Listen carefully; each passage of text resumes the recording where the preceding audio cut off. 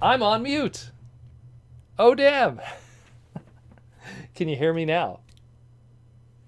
That is hilarious. Are we good now? I think I'm good now. What a way to start, eh? Let's try this again. How we all doing? It is the Transformer Slag live stream YouTube craziness.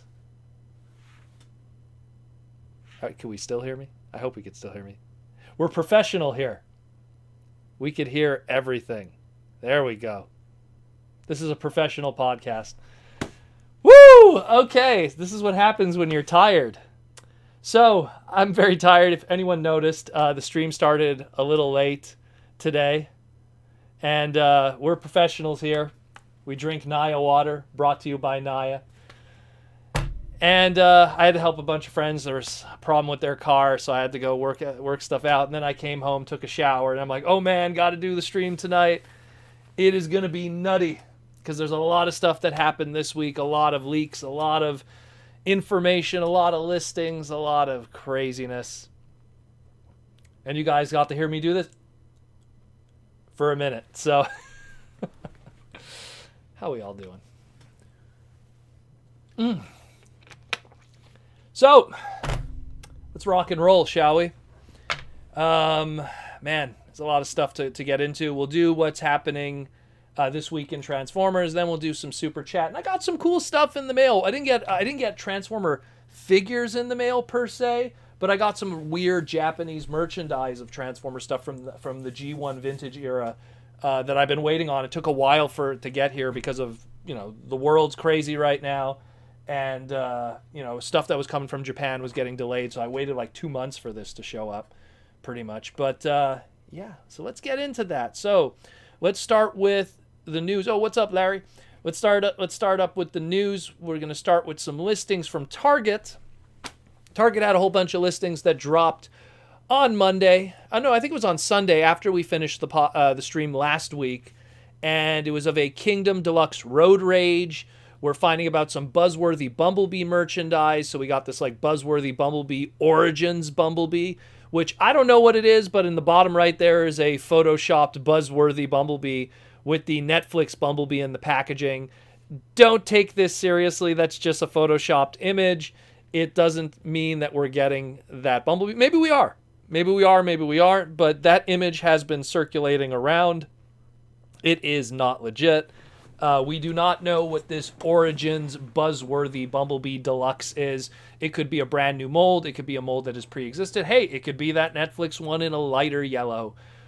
We don't know. But that's what's happening with that. And then we got a bunch of unknown line stuff. I'm going to assume it's probably evergreen stuff, like, a generic Optimus Prime, a generic Megatron that's done in, again, a G1 kind of evergreen style. Judging by their price point there, $49.99, which is, almost a leader class in a lot of ways and going into that Supreme class in some senses.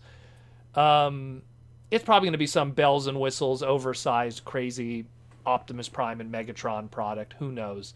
But that was pretty much what was being shown to us on Sunday from Target. And of course, Target also confirmed that the T-Rex, as in T-Rex, the Kingdom Megatron repaint, will be shipping out and available in stores for Red Card members in July. That's all pretty much we learned from Target. Next up, what do we have here? We got Studio Series for 2022. And it was a whole bunch of listings for Studio Series 86 and some Studio Series Bumblebee movie. So we got a bunch of deluxes that were listed here. We got Brawn, we got Ratchet, we got Perceptor, which is actually Studio Series 86. We got Wheeljack, and the ones that say TF6 next to it, that's for the Bumblebee movie because it was technically the 6th live-action Transformer movie. And then in the Voyagers, we got here a TF6 or Bumblebee movie Soundwave, which is pretty interesting considering not too long ago we had a third-party one that was showed off. So I'm really curious what this one transforms into. And then we got, of course, a Voyager of Junkyard, which is supposed to be the Wreck-Gar retool, because supposedly we're getting Wreck-Gar in Studio Series 86. It's funny how we're already finding out about the repaint retools without even seeing the base molds yet of some of these characters. And then a leader class Studio Series 86 King Starscream or Emperor Starscream, which from what the rumors say is going to come with a cape, a crown, the shoulder pieces, and supposedly a throne, which doesn't make any sense because a throne was never really part of all of that, but they say it comes with a throne too. So we're going to see what happens with that. And I don't know. We'll see. But I mean, the way I see the King Starscream in a lot of ways is it's going to be something that I feel it's going to be just like what they did with the Hot Rod. The Hot Rod really was a deluxe figure that they gave a bunch of extra accessories and charged a Voyager price point as a result. And of course it had it had open and closed hands. It had little, built-in stuff on the mold too. So it kind of made a big deal. I think that we're probably going to get a Voyager class Starscream, and it's going to come with all these accessories, the crown, the shoulder pads, the cape, and maybe this throne that I hear in the rumors. And that'll lead to it being justified as a leader class, I guess. As for the other ones, I mean, I'm more hyped about the other ones in all honesty. Brawn, that's pretty cool. Just to get even though he was only in the movie for like half a second, I'm kind of curious what he transforms into. All of these guys, we never got to see transformations. We didn't get to see what their alt modes were. So that's going to be pretty cool to see. Especially Brawn, especially Soundwave. What does Soundwave turn into? I just had to take a sip of water there. What does Soundwave turn into also? Does he turn into a tape cassette? Is it going to come with a Ravage? Is it going to come with a Laserbeak? It's going to be interesting. If this stuff is legit, which it is because we have the UPC listings and everything, and this has been confirmed by JT Prime 17, this should be very interesting to see. Guys, just to let you know, the questions and Super Chat questions, I'll take them after. So if I miss anything, just repeat them again later. When we get into the next stuff this is interesting because this is a concept that we kind of abandoned when we went into the Power of the Primes line, and it's that of Takara having repaints of mainline product here in the West in a more premium kind of way. That's what the Transformers Legends line was with Sakamoto, where they would take, Combiner War stuff, Titan Return stuff, give it really good paint schemes, and put it out there in the Western market, in the Japanese market. And sometimes they were way more show accurate. There wasn't a price point limit like they do in the Western world. So this is the Premium Finish collection, which started here now with Generations PFGR01 Optimus Prime Premium Finish and Studio Series PF SS01 Bumblebee, based off of the movie Bumblebee. And the paint schemes on it look pretty crazy. The Bumblebee has paint literally from front to back now instead of just molded yellow to really match that faded yellow that was in the Bumblebee movie. And the Optimus Prime, for people that have not already guessed, is based off of how his colors were in the Netflix series itself, with the green on the windshields and the clear plastic, along with the fact that this Optimus Prime mold didn't get a Netflix version. The Megatron did, the Bumblebee did, a lot of other characters that got repaints in the Netflix Walmart editions did. Optimus didn't. He got his leader class one, got it in the Wave 2 of the Netflix stuff, which was based off of his G1 design, but the Siege one here did not get a Netflix release. It just got the base, Siege version, and then it got that 35th anniversary animation, cell shaded one, and then of course we got the 2 black repaints. So it's, if you're someone that wants super show accuracy, something that looks exactly like that Netflix series, regardless if you like that Netflix series or not, that's a whole other story. You pick up this one. What I do find bizarre is the box art shows clear blue plastic, but the actual figure itself is clear green. I'm pretty sure this is just early images showing off the product. For all we know, they're probably even just CG mock-ups for all we know. But this is interesting to say the least. Again, it's premium finish, which is a lot more paint and a completely different kind of price point. Welcome to Japan in a lot of ways. Let's get into the next thing. What's up, Mikey? Okay, next one. This is one I wanted to cover because I talked about a whole bunch of listings of stuff that potentially could be happening for next year and the year after that. And the credit that I gave to the person that leaked out this listing, I gave the wrong credits. Actually, the credit goes to Rekar39, so I just want to cover that right now. So if all of this is fake and wrong, blame Rekar39, I guess. But it's all that of this crazy stuff, which is a lot to take in. So this is a lot to decompress. There was a lot of product here. So supposedly for whatever is going to be the next theme, the next set, the next trilogy, whatever is coming after Kingdom for 2022 and 2023, here's a chunk of it. We have under the chug category, and I'm using like air quotes here, chug category, the Classics Henkei Universe Generations, if people still use that. We have a Motormaster, a Breakdown, a Dead End, a Wild Rider, and a Drag Strip, which means we have a Combiner team. Now, the rumors that have been going around is that Motormaster is going to be the Commander class, and these Combiners are going to be Voyagers.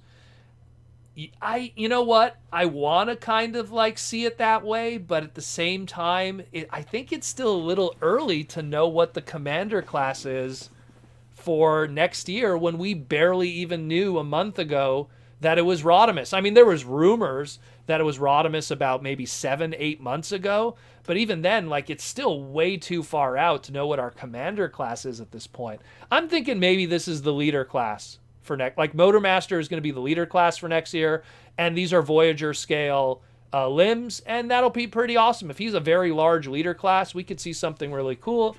And if he's a leader class, the repaint potential in that price point is a lot more realistic, I guess, to turn it into repaints of other characters. He turns into a truck. Pick your trucks. Motormasters have been turned into Optimus Primes. They've been turned into Thunder Clashes. They've been turned into all kinds of stuff. They share molds with each other. You'll find an Ultra Magnus at some point. You'll find, I don't know, I'm just looking around here. You know, they'll figure out something. They'll figure out something. Maybe even a Rodimus if you really retool it. I think a Menasor and a Rodimus once even shared a mold, actually, with San Diego Comic-Con exclusive through Titaniums. But either way, clearly Combiners are coming back. This is going to be the, Combiner attempt 3.0 in a lot of ways. I find the 1.0 attempt was back in Energon when they did just the three of them, when they did the Superion, the Devastator, and the Bruticus, and then 2.0 was what Combiner Wars gave us. I don't really count Power Core Combiners because that was, well, it was what it was. And now this is going to be kind of a 3.0 attempt. We're going to see how this works and how do you make this different than what we got before? Well, make them bigger. And if you make them bigger, you have a bigger price point, you have more that you could work with. That's pretty awesome. So if you have something that towers over your current, like, United Warriors or, Combiner Wars Menasor, people are going to favor that more, and they're going to get rid of their old one. Yeah, Toxitron, as Alex said, that's another one you can repaint. There's so many trucks. So many. Another sip of the old water. Going down this list, you also have Blitzwing here. I thought the Titans Return Combiners were pretty good in Blitzwing and Astro Train and what do you call it, an Octane. But I guess they want to do it again. Unless I'm missing something here, and this is maybe a Studio Series 86 kind of thing. I think that there's a possibility that this could be Studio Series 86. And it's just a super animation accurate one, and that'll be that.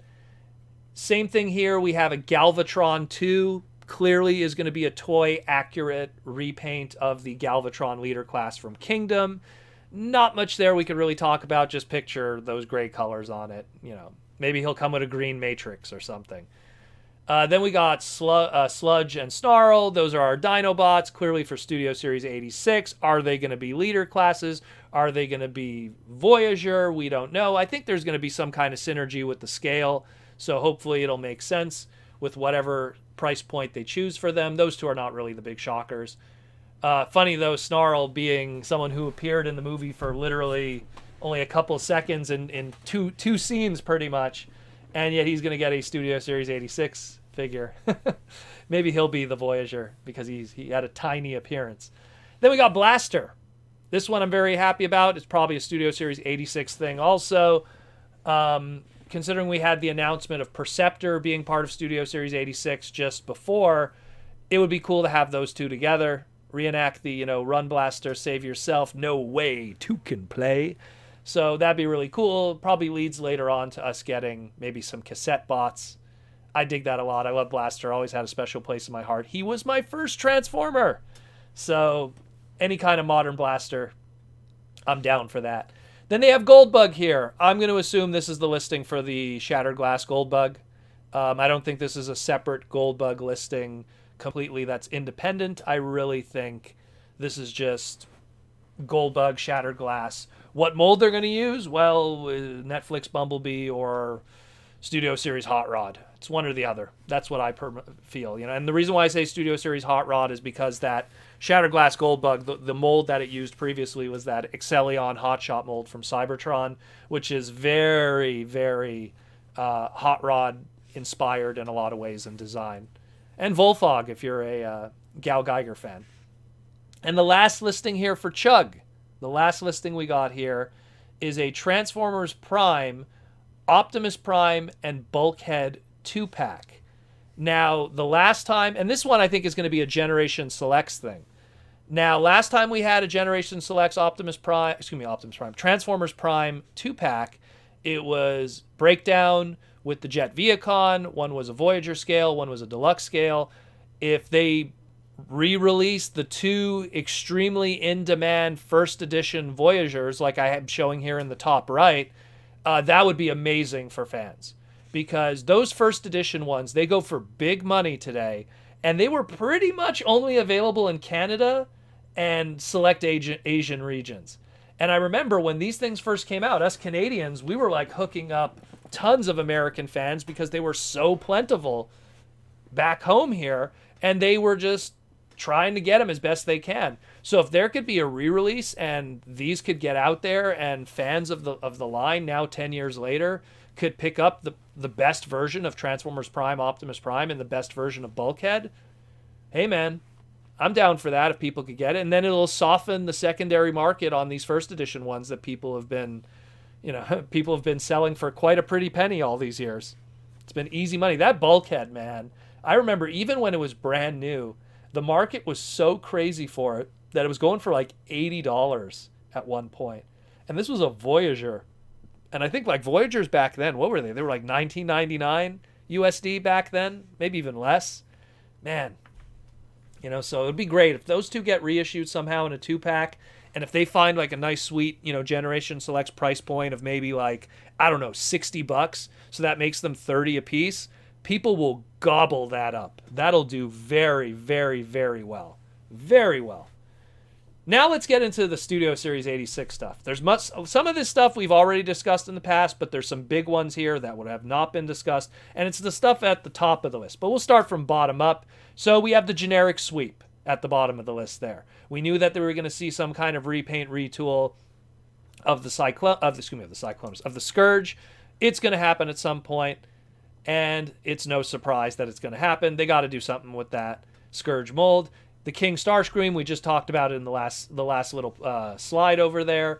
The Junkion and the Wreck-Gar. It's funny how we're talking about Wreck-Gar. We have a Junkion, so we have both of those coming at some point. And then we have Slag. Of course, we already seen the images and the stolen stuff online. So there's all that craziness. We got Swoop. We know about that too. Perceptor we talked about last week. Let's get into the 4 here. So we got Insecticons, Shrapnel, Kickback, Bombshell, Deluxe Class. I'm down for that. Every single Insecticon we have gotten up to this point, of course, outside of G1, but every single Insecticon that we've gotten up to this point based off of the Generation 1 style has been that of a Legends or a Scout class.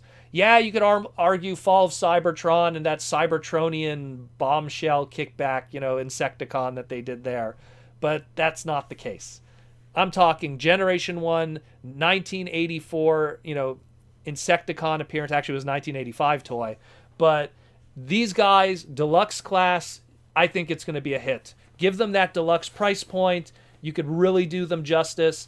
And considering that at least 2 out of the 3 of them did appear in the 86 movie. Bombshell was there, but you have to really squint and you'll see him in the background. But at least in the case Kickback and Shrapnel, they were shown pretty predominantly, a little heavier than the Electrons. I dig it. I think that's great. It's kind of like what we had with the mini-bots. The mini-bots are being used in the deluxe price point. So now to get the Insecticons in the deluxe price point, sign me up. That's awesome stuff. I really dig that. And then you have Gnaw, which I was like surprised that, again, look, he's in the 86 movie. It makes sense. But at the same time, it's like, well, we got that Titans Return one. And then we got even the Cyberverse one. And then there was even the Cyberverse, what are they called there? The Tiny Turbo Changer pack, where you got like three Cyberverse Sharkticons with the Black Hot Rod. I mean, I guess they want to do another one. Maybe it'll be even more super show accurate than the last one, and it'll be a good companion piece to the Alicon. I don't know. But we'll see what happens. A lot of this stuff that we've talked about, all of these slides, we have supposedly a Hasbro Fan Fest or whatever coming later this week. They said that it was going to be in mid-May, and mid-May is this week. So there's going to be something probably maybe on Tuesday or Thursday, some kind of Transformer Tuesday or Transformer Thursday, or maybe a Megatron Monday or a Waspinator Wednesday, or I don't know, a Fracus Friday for the obscure. Who knows? But we'll have something this week. There's going to be some kind of big stream. Probably Hasbro will announce it on their Hasbro Pulse Instagram or whatever, or maybe their Facebook group. And we'll learn more about that. Last but not least, and it's kind of Transformer related, but it's kind of not Transformer related. I was out today toy shopping and I saw this and I was like, huh. So this is Hasbro product. This is the Avengers Mech Strike. And what I find fascinating about it is it uses the same technology as those old Pretender Shell decoy armors from Power of the Primes, but now Hasbro is using it for Avengers stuff. So here's the Thanos one. I was so tempted to pick this up. I don't know why. I just thought it was like, okay, it's Pretender Shell Thanos. That's literally what it is. And they have other characters too. There was Iron Man. There was Captain America. I think I saw a Hulk too. So these are very wacky. They're out there right now. I forget how much they were. I just remember staring really hard at them and then convincing myself not to buy it. But the fact that it was kind of like a Pretender Shell armor was very, very tempting to me. And I love Thanos, so I was like, oof, walk away, Proto, walk away. Walk away, man. You don't need this in your life. But yeah, I just wanted to just point that out to guys, if it's something that would interest you. It's out there right now. And it's a Hasbro product, so I guess, they're cross-pollinating their ideas. It's pretty crazy. So that's it, more or less, for Transformers this week. Hope I fixed any stuff that was said incorrectly throughout the week, specifically the stuff about the credits of certain individuals, so I hope that helps. Before I get into what I got this week, and I didn't get a lot, but it's something cool. It's something really cool I want to share with you guys. Just want to give a shout out to the sponsors. Symbiote Studios, who hook us up with our pins, our shirts, and our plush. Where's my plush? My big Grimlock. Look how big this thing is. Look at that. He could literally eat me. So this is their plush series Grimlock Wave 2. Pretty cool. I'll show some shots here. So Symbiote Studios with all their Transformer plush product, and of course other Hasbro stuff. You guys hear me talk about it every single week.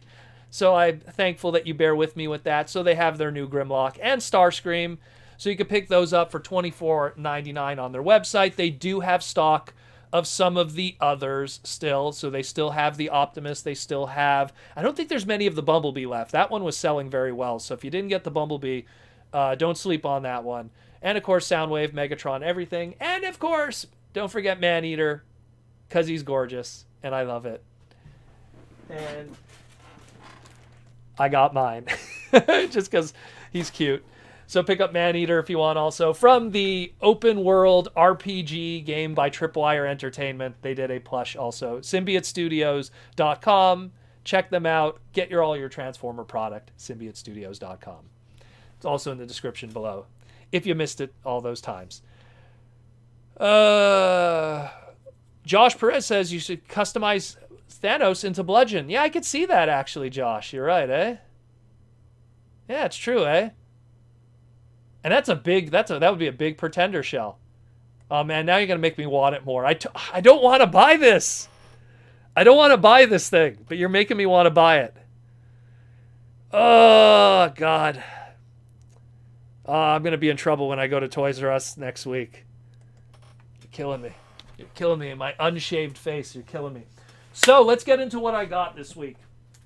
Not action figure related, but more really obscure, rare Japanese lore stuff. I want to give a shout out to Walrus Law. He brought these to my attention because he knows I like weird Japanese Transformer product from the 80s. And these were for sale on the Japanese auction sites, and I even got a nice little note from them too after I bought it. Oh, you can barely see that. Thank you. Hope that something wonderful comes to you. Okay, sure. I hope so too. So I bought from the same seller. They had these 1980s Japanese Transformers Pogs. Actually, it's technically 1991. It has like all the 80s pretty much G1 guys. You have your leaders, so you got Convoy, you got Rodimus Convoy. I love it. It's the Studio Ox art there. You got, and I love how they totally shaft Fortress Maximus because they count Chrome Dome as the leader of the Autobots during Headmasters. And then you got Goto Jinrai, God Jinrai there for Master Force. You got Star Saber, aka Victory Saber in this image here for Transformers Victory. They skip over Diatlas, and then they go straight to Star Convoy there. So these are pretty cool. In Japan, Pogs are called Makari or whatever, or called Makiri. So it's kind of a similar kind of thing. So, and then on the back too, you have like, art and little phrases from the characters. I'm going to translate these because supposedly these phrases are their own words. So pretty cool stuff. These were the Pogs I got. And then these ones are even more cool. Phone cards. So in Japan, what's a really popular thing that's not really too much of a thing here is phone cards, where you just have a preloaded phone to use pay phones. Remember those? And these are just phone cards of Transformer characters. And again, it's all the leaders. But what's crazy about these is the horrible spelling and English on them. So first you have Comboy. And of course, it's Optimus Prime, Studio Art Ox design, very nice. But it's Comboy. And then you have Rodimus Comboy. And again, that's Studio Ox. I love that design. Look at that. Look how crazy that is. Oh, I have that poster somewhere. I love that. And then this one's great. Chrome Dorm. Even Headmasters is spaced out there. And again, shafting Fortress Maximus by having him be the representative leader of the Headmasters in this trading card. And then you got God Zinrai. Whew.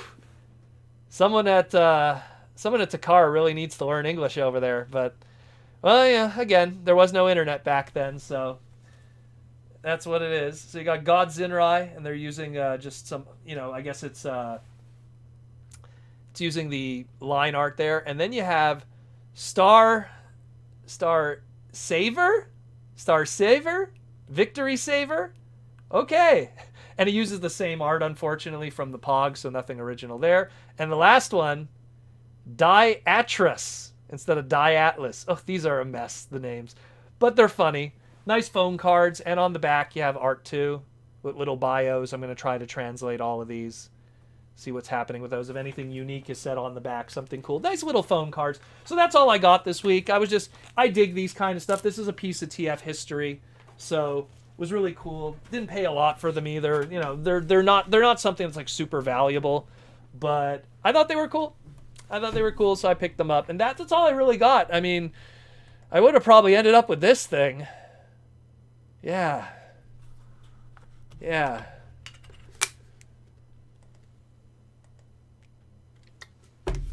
I don't know. Do I want it? Do I want it? I don't know.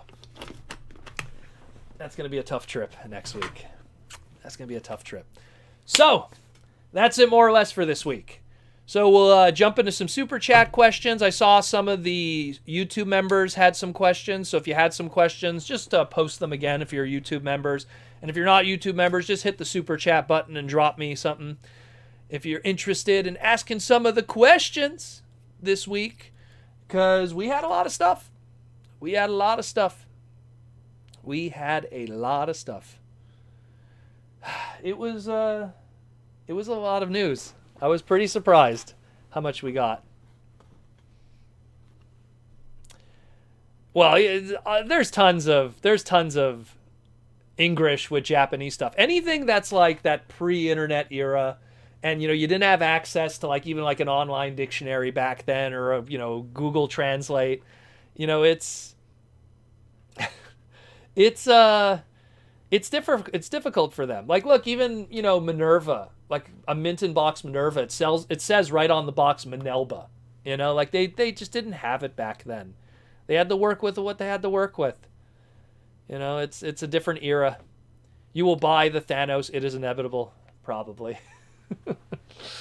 I am inevitable, and I am Protoman. Where are we at? So let's do some super chat questions. Will there be Stunticons in the next live action movie? I don't know. It's just, hey, remember the last time they did combiners in the live action movies? That sure went over well. I don't know. Devastator was, we'll see. We'll see how the new aesthetic will be in the future for like, movie stuff. Like we look at what the Bumblebee movie did for the aesthetic of characters. So I kind of hope that maybe when they get into stuff like combiners or more, off the rail kind of designs, like Pretenders even, or Headmasters, that they'll stay more true to that Generation 1 kind of look instead of that, messy kind of movie look. But I understand why the movie look looks the way it does. It's just, it's American Mecha. That's always that's the term I've always used.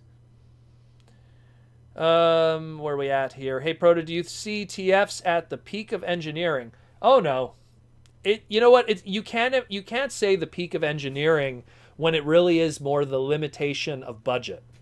Like when you look at masterpieces and what they do with let's say the Beast Wars stuff. To me, that's a peak of engineering.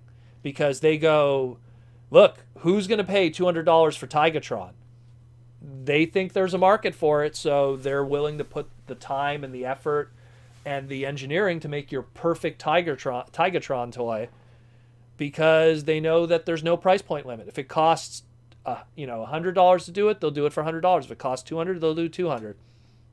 So it's something that I feel it'll work. It'll work. And when it comes to the peak of engineering, it's more just when we look at the Western market, it's like, how good could you make a Rhinox toy at a Voyager? How good could you make a Rhinox toy if he's a leader?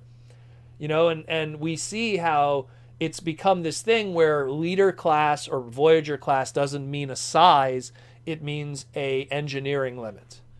And that's what ends up happening is you get Rodimus or Hot Rod in that Voyager scale. We got a super chat question from Princeton Phalanx 59, and he wants to know, the question is not if you want it, but do you need it? You need that plastic cracker. You're talking about Thanos. You know what? I have a pretty crazy Thanos collection of figures. I think the only one that I'm missing of the vintage stuff, I'm missing, like, there's an old PVC of Thanos that's like this. I think it's from Infinity Gauntlet issue number 4, where he's like, come and get me. They did an old little Applause PVC back in the day, and I'd love to track that down and buy it. But I have like almost all the other Thanos figures throughout the years. They didn't make a lot of them. Prior to the Infinity War movies, there really wasn't a lot of Thanos merchandise, even statues and stuff. And I've always been a big fan of him. I have Thanos Quest #1, signed by Jim Starlin, his creator. I met him at a Comic-Con, God, almost 7 years ago, 8 years ago. And it's hilarious because there was no line for him because no one cared about Thanos back then. And I remember meeting him, and it was like the first time I was ever really like starstruck. Like, I've met a lot of guys that I love in the creative world or in the wrestling world, and I never got starstruck, but Jim Starlin, I was just like, oh my God, it was one of the first comic books I ever read. I think it was the second comic book I ever read as a kid, was Infinity Gauntlet issue #2. And it holds a special place in my heart because of it. So meeting Jim was awesome, but I mean, Thanos, like, now there's so much Thanos merchandise that I have to like hold back. Back in the day, it was easy for me to like be a completist of Transformer fans and, oh, I get a Thanos toy once every 4 years. You know, once every 4 years, there's a small little figure or like a Lego figure or something. Now it's like there's so much Thanos stuff that it's... I mean, imagine if I wanted all those Hot Toys and the SH Figure Arts, and I'd be broke. I'd be broke. I'd have no money. I'd have no money. I'd be broke. But yeah.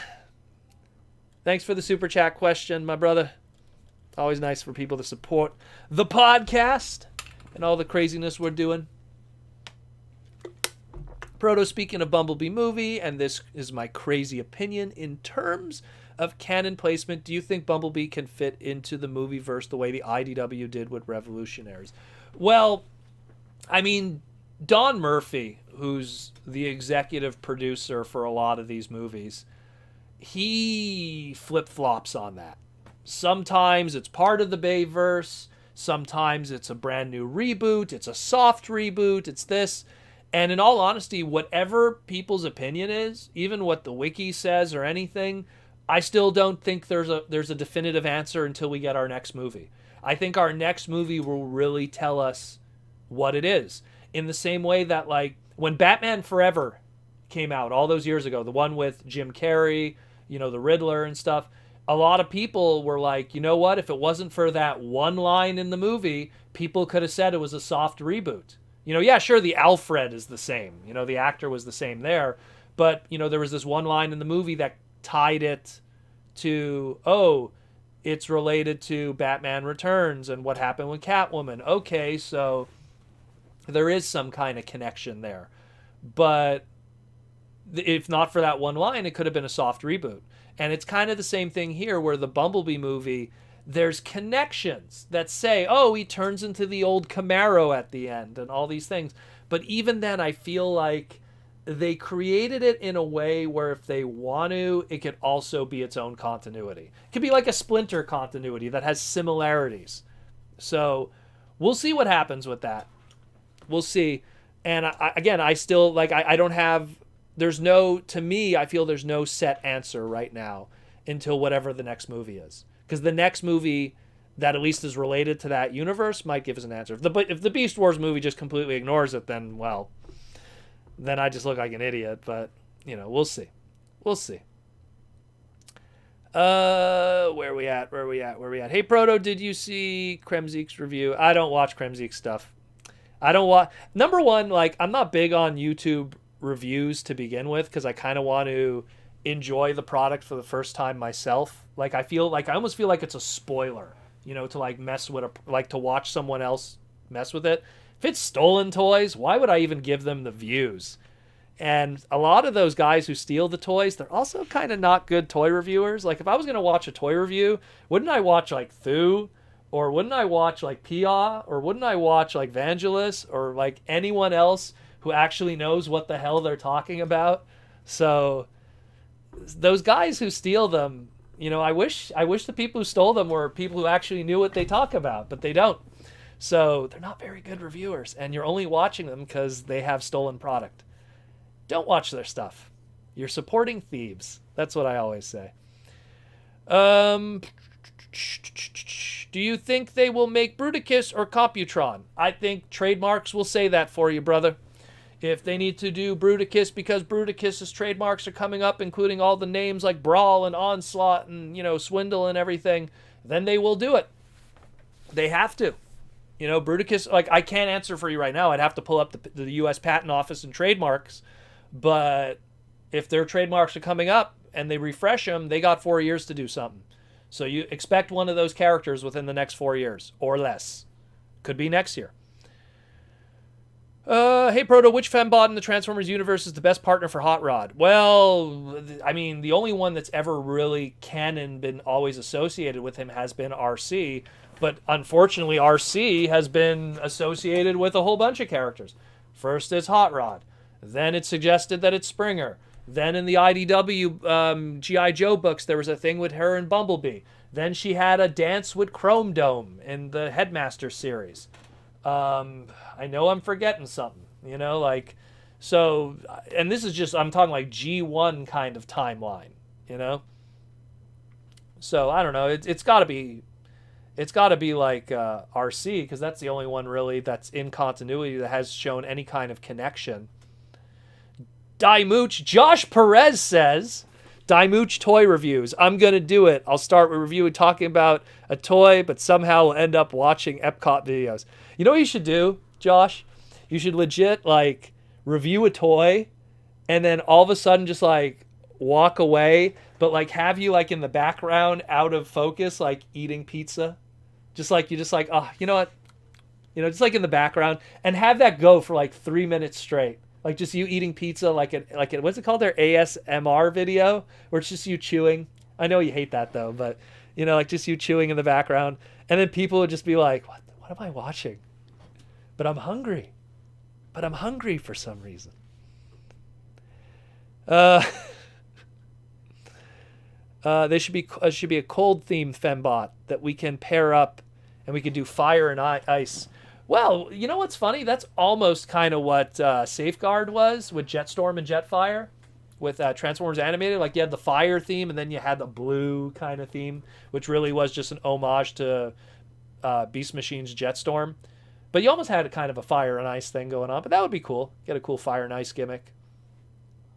I can see Hot Rod with Windblade. See, even then, like, you know, you had Windblade in Cyberverse, and Windblade was kind of like paired off with Bumblebee. And then there was just like 2 scenes that like suggested Hot Rod with RC. There was the one scene where Hot Rod was frozen and RC took a selfie with him. I guess because she likes him, I don't know. And then there was another scene where Grimlock was going crazy, and then there was like, you know, Grimlock got like, Hot Rod got stuck to him, and then Grimlock got RC stuck to him, and they kind of talked for a bit. So there's a little bit of talking there. But again, it doesn't mean anything. You know, sometimes people just talk, you know, so. Where are we at? We're at Proto. Do you prefer Seekers, Sharkticons, or Viacons? Well, Viacons, that's kind of an open-ended one, unless you mean Viacons just from Transformers Prime. Then I would obviously have to go with Seekers just because they have more personality. Sharkticons, how much individuality is there really? Outside of like the Cyberverse ones, I guess. The Cyberverse ones were cool because they were like surfer dude bros. They're like, "What's up, bro? What are you doing here, man?" Like they were probably the coolest Sharkticons ever. Was the Cyberverse ones. Viacons are kind of boring. I've never been a fan of the Viacons. I mean, the alt mode is kind of cool, but overall they're kind of boring. And Seekers are just the most interesting because there's so much diversity among them. You know, so many different Seeker characters, all with their own unique personalities. So Seekers will always win out, but Cyberverse Sharkticons are pretty cool. They are pretty cool. Hot Rod and Flare Up. That's a good one. Or Firestar. I remember in the early days of the online fandom, I remember people used to say that Firestar was Inferno's little sister. Some people would suggest that it was Inferno's girlfriend. But I could see that. You know, they have a similar color scheme matching up. And I have the Bakhan one. That's really nice. That kind of matches that really well. Do I have I think I have the Power of the Primes one too. Do I? I don't remember. I didn't get a lot of those. I missed out on a lot of them because a lot of them didn't go on sale. So I just kind of, I got to work on one of them for a bio. Do you think we finally get to combined Monstructor remolded from Abominus? And should Combiner Lyozak be redone using Starscream Power of the Primes Voyager torso? Funny that you mentioned that because I actually picked him up recently. Busted up, mind you, but $1. Can't complain for $1. I could see that as Lyozak. But in all honesty, if they would do Lyozak, I would prefer a brand new mold. Something that could really get all of them together done properly, that could really match the animation model. I wouldn't just want something that's a retool. If anything, make it based off of the animation model from Transformers Victory, and then retool and repaint from that into generic Generation 1 characters. Take Hellbat and make him Starscream now, and all of those other ones. But never have Starscream become those characters, because then you lose, something gets lost in the translation there. Hot Rod and Wheelie.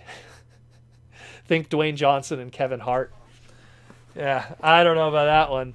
We got a gold super chat from Stinkfist69. Just wanted to say what's up, Protoman. Can't stay for the stream tonight. Just checking in for a moment because I'm celebrating Mother's Day, which is tomorrow. Reminder, people, tomorrow is Mother's Day. Be sure to send your mama something pretty. I'm going to go drive over to my mom's and drop off some chocolate and see my dogs, see my pooches. With my family tonight, I'll watch later. Keep it thick, brother. I'll keep it thick. Don't worry. I'll keep it thick. We need a new Raiden toy. We have a Raiden toy coming. Supposedly, we have a Masterpiece Raiden toy coming. We just don't have any information on it because, it's stuff that happened on the other side of the globe and everything got messed up. It's a whole long story. It's pretty messed up. Dear Proto, how would you incorporate the Star Seekers into the 05 IDW? Well, you'd have to talk to James Roberts because he kind of really messed with a lot of the early Cybertronian lore and stuff like that. I imagine, I don't want to go too deep into it because a lot of people haven't read More Than Meets the Eye and Robots in Disguise and the James Roberts stuff and everything. But I imagine there probably would be some influence by crazy Shockwave doing stuff, much like he did with the original 13, and I'll just keep it at that. So I imagine Shockwave would probably be involved, because Shockwave seems like a character that looks beyond. He doesn't just look ground level, he looks beyond. Especially the Shockwave in the IDW books, who is probably one of the best versions. Comic book Shockwaves are always awesome. How about Hot Rod and Hot Shot? Nah. Hey Proto Man, did you know there is a Dark of the Moon jazz? Well, do you mean one of the Dark of the Moon figures? There probably was a repaint at some point. Wasn't there one in the Scan series? I know there was. Looking at my Dark of the Moon display, I wouldn't be surprised. A lot of the dead characters still got toys in Dark of the Moon. I think Scan series had an Ironhide, if I remember correctly. I don't remember. Dark of the Moon was such a low-selling line, unfortunately. There's some fun stuff. I like the introduction of the Cyberverse world play pattern and all those play sets. I really like the arc. That was pretty cool.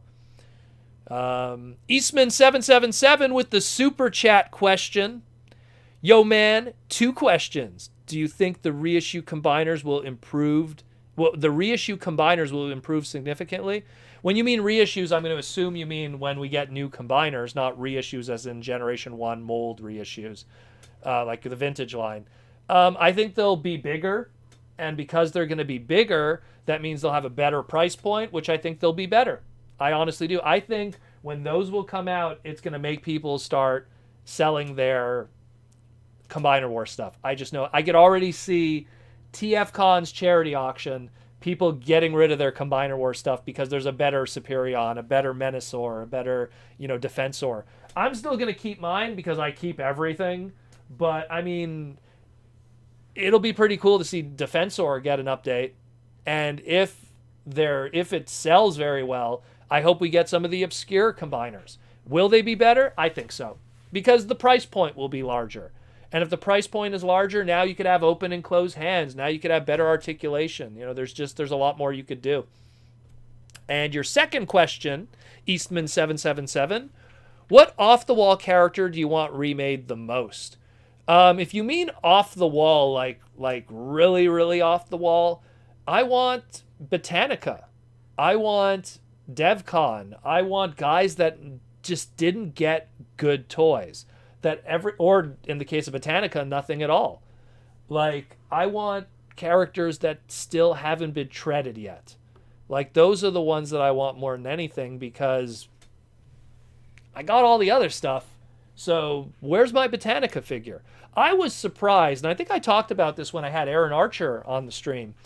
Like, why didn't they take Botanica and use her for the BotBots line? You had all those plant-based Transformers. She could have been like one of the face characters of that line. Like, here's Botanica. She's a BotBot, and it's a female Transformer. And because BotBots were really trying to like get in on that Shopkins kind of gimmick, and Shopkins is very popular with girls, you could have had Botanica be the face of that brand and have our first Botanica figure. Now, granted, it wouldn't be this crazy, amazing Botanica figure because it would be limited by the price point of BotBots, but it still would be a Botanica figure. And G1 collectors and Beast Wars collectors and completists that want show characters would have had to buy a BotBot. And then you know how it is when you get that first taste of plastic crack. Oh, well, since I got Botanica, I guess I'll get Deuteroni. I guess I'll get, this Puck guy. I guess I'll get this one. And before you know it, they start collecting all the BotBots. And that's how I would have done it.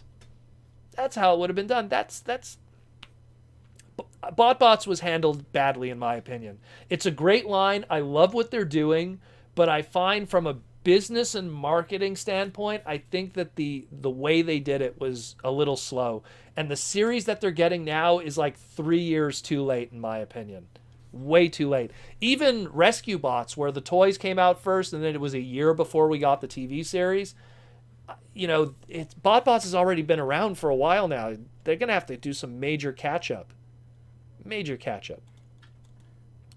Let's scroll down a little bit, get some other questions here. Do you think Hasbro should repaint Earthrise Leader Optimus Prime into G2 colors and add his missile launchers and electronic sound boxes? That's a question if there's a market and if they feel that there's room for yet another leader class that they want to put some investing into. In the same way that you had like a leader class Ultra Magnus and Siege, and then they retooled it and did a leader class Ultra Magnus with Generation 1 flavor in Kingdom, a year and a half later. It's something that do whatever the next line is, right?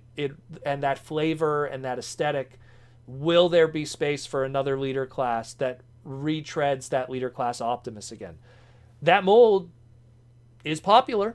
I won't deny that. It's a good mold. It's popular. It's been used a lot already at this point in many different shapes and forms. Do they want to do it again with a black trailer and a I am Optimus Prime and a rolling gimmick and a shooting gun gimmick? I don't think there's going to be lights and sounds. The Generations line and, the chug, if you will, really started phasing out lights and sounds very early.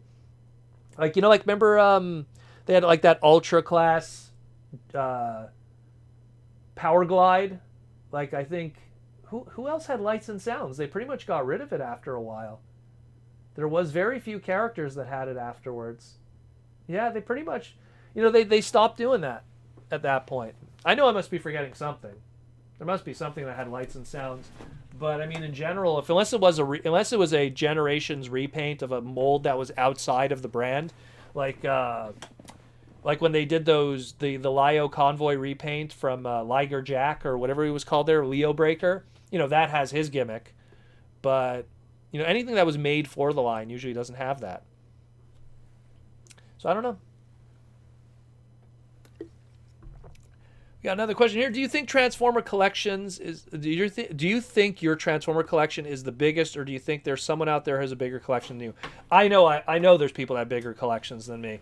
I have about, on average, 12,000 Transformer toys, and it's a lot. It sounds like a lot, but there is guys that have more than me, for sure. I know that there's one dude in Vancouver that has way more than I do. Primarily because he went out of his way to get every single Japanese Minicon, which some of those Minicons individually are $100 because they were like, oh, you had to buy like 8,000 yen and it was a store exclusive at Japanese Lawson's and all of that. And he has way more mini-cons, which right away that when you're talking just mini-cons from Micron and Superlink or Energon and Armada, you're talking 400 figures right there easily. And some of those I'll never own, primarily because I don't want to spend that kind of money on a mini-con. On a modern Transformer toy that was made in 2002, $100 for like something that's like this big, it's got to be really good. It can't just be like a purple repaint of, I don't know, Dust Up, or one of the many mini-cons, like I can't do it. And so that alone, that's why he's going to have me always beat. But you know what? I'm not aiming to be the biggest Transformer collection in the world. I always has been just, I get what I like, and I just happen to have a lot of crap because I get what I like. And when stuff is cheap, I buy it when it's cheap. So that leads to me having money to get other stuff. I used to be a completist up until Dark of the Moon, and then I kind of just cut it off from there. And I was just like, you know what? I'm just going to get what I like. And even when I get what I like, I still have a lot. But there is collections that are still bigger than mine. It's as crazy as that is the sound. There is. But the guys who are like in the Guinness Book of World Records, though, they're not even close. They're lucky if they have like 2,000 figures. I know people in Toronto. There's people in this chat actually that have bigger collections than the people that are on the world record for that. So I'll just say that.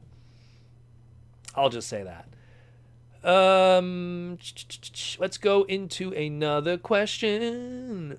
Hey Proto, what is the worst figure in your collection? I don't have a worst figure of Transformers, but I will say anything that's GPS is always kind of annoying. Anything that's breakable, because you then can enjoy it. I always bring them up. I always feel like I'm ragging on them, but Beast Machine's Ultra Class Night Scream, oversized figure, doesn't like work with scale with your other Beast Machines figure. Not a really cool design because Night Scream's kind of ugly. But then he has this clear orange plastic that's super fragile and it could break like nothing. So you have this expensive Ultra Class and he breaks like nothing. Screw that toy. And he doesn't even look that great, where his McDonald's version, which is tiny, is 1,000,000 times better, and it's a McDonald's toy that's like $2. So to me, that's kind of crappy. I used to always say for years I didn't like you can barely see it, but it's because Grimlock's in the way. He's right here, the auto flipper, whatever it's called there, activator animated Megatron. When I bought him, I couldn't transform him. An activator, something you push and it auto flips and transforms. And then I found out that mine was broken. Like it was misassembled in the factory, and it had no ability to transform. So for years, that was one of my least favorite Transformers, because I was like, how do I transform this thing? And this was like before the days of YouTube. So like I was just like, am I doing something wrong? And it's an activator, so it doesn't have instructions, because you'd have to be stupid to not know how to transform an activator. And I still have it to this day. I still have the one that's messed up, and I never went out of my way to buy another one.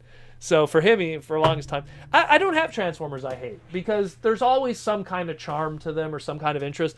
A small Transformer that's simple, you can't hate on it because it's simple. Something like a Jump Starter that has just limited articulation. It's a gimmick, so I understand why it has limited articulation. McDonald's toys, I can't hate on them. Like, whereas I always keep them nearby here. My Dinobot, I always keep my little Dinobot near here, because he's just something that, he's small, he's simple, but it's a McDonald's toy, so you can't hate on it. Like Steel Jaw here and all the other activators and transformable stuff. I get it. What's up, Aaron? Aaron Archer in the house. Proto, think Combiner Wars will turn out better had the line came out after the brand unification. I don't know about that. Again, I think, and I said this before, I think that the combiners had their limitation of what their price point is.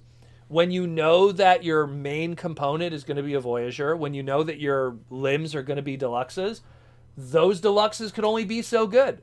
You're not going to get like super crazy paint schemes and crazy articulation for the individual robots. And then on top of that, it has to be a limb that can be an arm and a leg.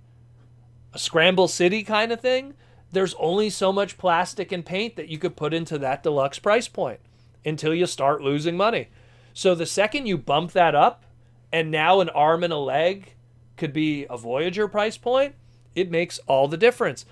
Look at Kingdom Dinobot, which is a Voyager, and look at Deluxe Dinobot from the Universe 2.0 line in 2009. It shows what a deluxe price point can give you and what a Voyager can, the limitations of it. It's always like that. So I firmly believe they will be better, but they'll be better not because of the engineers. You know, and the crazy thing is, too, chances are the guys that are going to be working on these toys were the guys that were probably working on those toys during Combiner Wars. So it won't even be like, oh, they brought in some fresh blood and it's going to change things. I firmly believe it's just going to be budget. I think it's just the budget will be higher, so they'll be able to do better. In the same way why most Masterpiece toys, not all of them, but most Masterpiece toys are better than any other version of them because they have the budget. Everyone loves that, you know, that leader class Grimlock that came out from Studio Series, but you can't deny that the Masterpiece one is the best version. You can't deny that the Soundwave version, the Japanese one specifically of Masterpiece, is not the best version. A lot of cool stuff, but budget is everything. What we got here? Garfield is awesome, says. Would you like to see a Fembot combiner with unique molds? Well, that's if they feel that they could justify giving unique molds and designs to those individuals.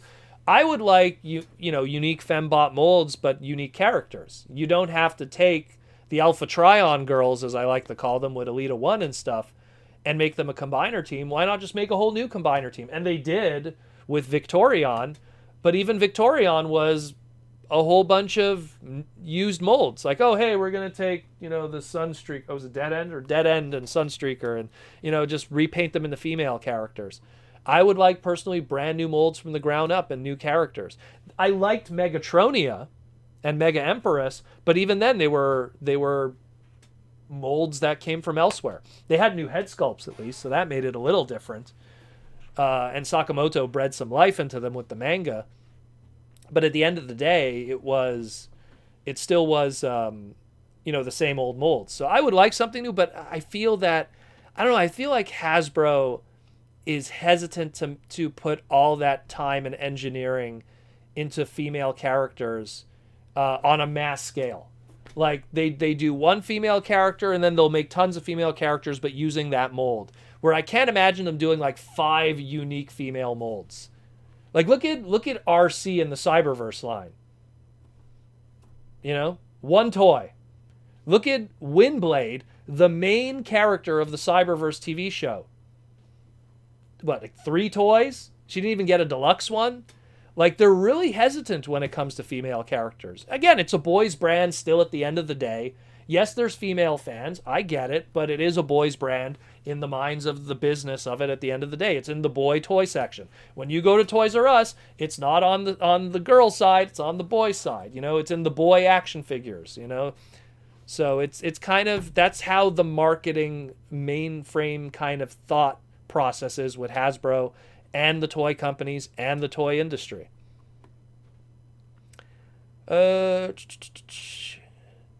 Dear Proto, how would you have incorporated Nightbird into the Marvel Comics? Well, probably in relation to maybe you're going to have Circuit Breaker and how she could take things apart and put them back together. And she'll work with, JB and make Nightbird to kill the Autobots. There you go. There's your one issue Simon Furman run. You could use it for free. Do not steal, DeviantArt style. What do you think the idea of Hasbro doing their usual G1 reboot stuff for their shows while doing something experimental with their video game series is? Well, we'll see. The last Transformer video game that we got that was experimental and unique and fun was that of their Fall of Cybertron, War of Cybertron stuff. Everything else has been kind of, I don't know, it hasn't been good since. Let's put it this way. It really hasn't been good since. I mean, anyone who's played the Transformers Battleground game which is the Cyberverse one. It's not terrible. It's not terrible. If you like Fire Emblem or turn-based strategy RPG stuff, it's okay. Or like, Shining Force for more of the vintage players, or Ogre Battle, but it's still not there. It's not how I would have wanted Transformers. Man, I need a haircut. Jesus Christ. This is what happens when you take a shower and then you right away do the podcast. Looks like I have a mullet almost. Look at that. Getting crazy, guys. Party in the front. Excuse me, business in the front, but party in the back. Gonna get a haircut maybe. Devastation was good. I do agree. But Devastation felt like a download game. It didn't feel like a full all-out Transformer game. I like Devastation, but Devastation at the end of the day was more of a pick-up-and-play, beat-em-up kind of thing. I guess War for Cybertron and Fall of Cybertron created this pedestal that I expect of my Transformer games now that is so AAA that I don't think we'll ever get again.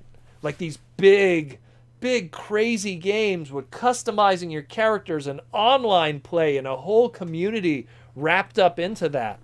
Like, man, I want to go back to that because those were some good times. Between when was that? That was 2011 until 2014 or 15. It was just incredible. It was incredible. I was playing every night with my buddies, playing Escalation and Capture the Flag. You've captured B. You've captured C. Dear Proto, how would you expand upon Beast Wars Inferno and Quick Strike's characters? Considering they're literally just tropes of crazy, loyal, and redneck southern, cowboy guy. Do you think one or the other could have evolved into something more? Well, the question is, what I always say is, could have Inferno or Quick Strike been Maximals? And then how would have that leveled out their personality? Because that's the next, character development stage when I always find when it comes to villain characters is how do you make them interesting? You make them switch sides and then see that development. You see that a lot in anime where villain characters end up becoming allies of the heroes and then they become fan favorites because all of a sudden you see another side of them. So Inferno, if he was a Maximal now, and he has to deal with his craziness and calling Optimus Primal his queen now, or maybe considering, the Axelon, the colony, and then the Maximals having to deal with that, and Rat Trap calling him names behind his back. Who knows how that would have worked. And Quick Strike, I think that would be a more difficult one because he's such a one-note kind of character. He really is. That it's... I mean, the only time we ever saw anything with Quick Strike was I guess he had a crush on Black Arachnia and called her Sugarbot. There wasn't much to him, unfortunately, and then they took him out. So, rest in peace, Scorpion Snake Guy. Maybe one day you'll get a new toy. Where we at? Hey, Proto, what are your thoughts on Kingdom Rodimus as of now? This is my first commander, and I'm just curious. Also, rock that mullet. Oh, no, I'm not going to ever rock a mullet. I had a mullet back in the 90s when I was in grade 1. Not going to happen. I got it. Seriously, it's really bad. Look how it curls, too. This is crazy. I think he looks great. I love the way how the Japanese are really pushing it, how it's you have Studio Series 86 Hot Rod that is our Hot Rod, and we pretty much got a Studio Series 86 Hot Rod in that Commander class in a lot of ways, even though it's a Kingdom Commander class. And we have a magazine coming out soon. I probably should have talked about it in the news too. Figure King magazine is going to be talking about all that stuff too, and there's some beautiful photos of it. I think it looks great. I'm excited about it. I can't wait to get it. And I think he's going to be great. He has the one flaw. I just think his alt mode looks a little weird. That trailer mode, the way it connects, kind of elongated. But the robot mode looks awesome. He comes with the Sword of Primus from the Regeneration books, which is some of my favorite Transformer comic books by Simon Furman. I love that series, Regeneration. Everyone go read that. Great book. So sign me up. I love it. And it's not even my bias of Hot Rod. Some Hot Rod toys kind of suck. But some of them are really awesome. Hey, Proto, what's your favorite Transformer movie Legends class figure? Let's go with... I'm not going to go with that because no... You have Kero Kero Scream, which was a frog color... Let me go get it. Hold on. I'll just go get it just because it's weird. But it's not my favorite, but I'll just go get it. I actually did a review of it years ago. Ugh. You have Kero Kero Scream, which was a weird green repaint. Here, I don't want my hands to get in the way. No. A green repaint of... Oh, geez. And he doesn't stand because he's a Legends class, of course, which are almost impossible to get stand. There we go. Hold on. Let me get this. There we go. Kero Kero Scream, which came with a sticker sheet and all kinds of crazy stuff based off of Sergeant Frog. If anyone remembers that anime series, it was a promotional product with with a TV magazine, and it came with stickers where you could put the little anime girls in bikinis on him and stuff. I did a toy review of that figure a while back if you want to know more about it. That's one of my favorites just because it's so weird. There's a lot of cool stuff. There was they did a DVD movie pack-in where they used the Scourge mold from the Robots in Disguise Spy Changers, but they did it in movie Optimus Prime colors, and that was like a Japanese movie pack-in. There's a lot of really cool Legend scale stuff. Of the retail stuff, I don't know. There's a lot of really good Optimuses. There's the Optimus Legend scale one that combines with Jetfire. I think that's pretty cool. The fact that they have a combiner mode. Those are really cool. Is the Covenant of Primus book worth picking up? Yes, it is, if you could get the transforming box version. I did a review of that book on YouTube. Type Proto Retro Covenant of Primus. I did a review where I actually talk about the book and show the transformation and stuff. It's a really good book. Some of the writing is kind of because it has to be based in the Transformers Prime universe, so there is kind of some stuff that's kind of weird about it. But overall, it's a pretty fun book to read. If you could get it cheap, go for it. I don't know if it's cheap anymore. I haven't looked into the pricing of it in a while. Might be a future Transformer Finance video. Let's take another one at random.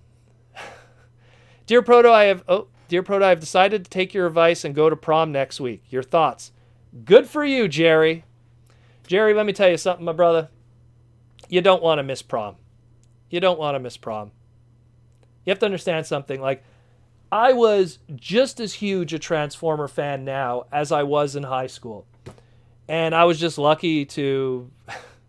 I was just lucky to have friends that love Transformers, and the sports teams, they love Transformers because Transformers was cool. Beast Wars was a must-watch show, even for adults and teenagers back in the day in Canada.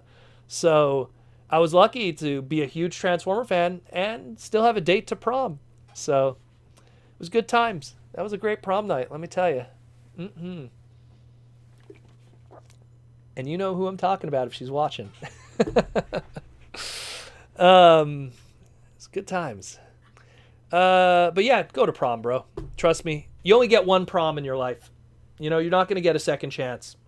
Who knows? Look, if it's boring and it sucks, then it was boring and it sucks, but at least you went. Go there, take a ton of photos, have a good time. And remember, prom doesn't end when prom ends. There's the after prom too, which is half the fun. Dear Proto, do you own Shokarak? I'm assuming you're saying Shokarak, not Shokarakat. Yes, I do. He's probably one of the more expensive BotCon exclusives today because I wanted to hook up a friend with one, and only one guy had it at TFCon, and I think they were asking $400. Not the best BotCon exclusive, but a pretty cool one. Interesting idea. I'm pretty sure it's one of those things, if we ever do see a Rampage in the future, if we ever get a new Rampage toy, you know that repaint's coming. So if you want that character, wait it out. Let's see what the future brings. Dressing up as Hot Rod at prom sure is the coolest thing ever. No. I was quite modest at my prom. I was quite modest. Dear Proto, how can you get a friend into TFs, man? My friends are so boring. Look, let me tell you something. It's more a degree of how much they like Transformers.